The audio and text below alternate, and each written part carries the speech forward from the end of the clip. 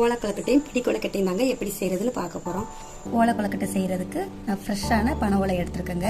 நான் 2 கப் பச்சரிசி மாவு எடுத்திருக்கேன். ஸ்டவ்ல ஒரு கடாய் வச்சிருக்கேன். இப்போ இந்த மாவை போட்டு வறுத்து எடுத்துக்கலாம்.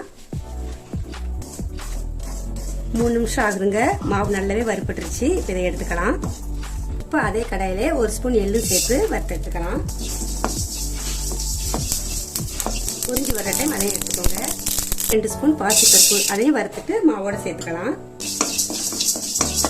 ஒரு 1/2 கப் தேங்காய் துருவல் இதையும் நல்லா வறுத்து எடுத்துக்குவோம்.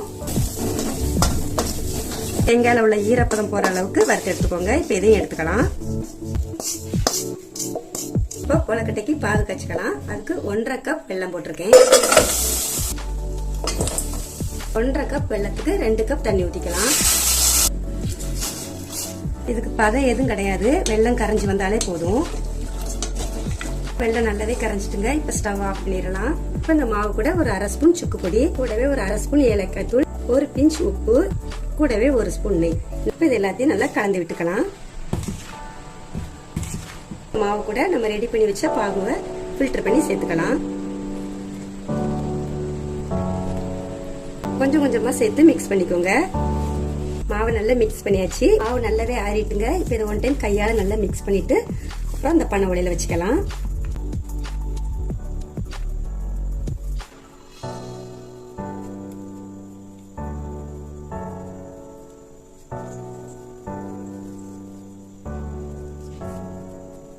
பிடி கொழுக்கட்டையுமே அழகா செய்யலாங்க. இப்படி மாவு இப்படி நல்லா கையில உருட்டிட்டு இது கையால 4 விரல் படுற மாதிரி இப்படி அழுத்தி எடுத்துக்கோங்க. கொழுக்கட்டை சூப்பரா இருக்கும். ஒரு இட்லி பாத்திரம் வச்சிருக்கேன். அதுல கொஞ்சமா தண்ணி ஊற்றி வச்சிருக்கேங்க. வெந்நி நல்லா சூடானதுக்கு அப்புறம் கொழுக்கட்டை அப்படியே வைங்க. பிடி கொழுக்கட்டை இந்த ஓரமா வச்சுக்கலாம். இப்ப இது 10 to 15 நிமிஷம் வேகட்டும். அதுக்கப்புறம் நம்ம ஓபன் பண்ணி பார்க்கலாம். 15 நிமிஷம் ஆகுது. இப்போ ஓபன் பண்ணி பார்க்கலாம். கொழுக்கட்டை எல்லாமே அழகா வெந்து வந்திருக்குங்க. இப்ப இது எல்லாத்தையுமே ஒரு ஹாட் பாக்ஸ் அல்லது ஒரு பிளேட்ல மாத்திக்கலாம்.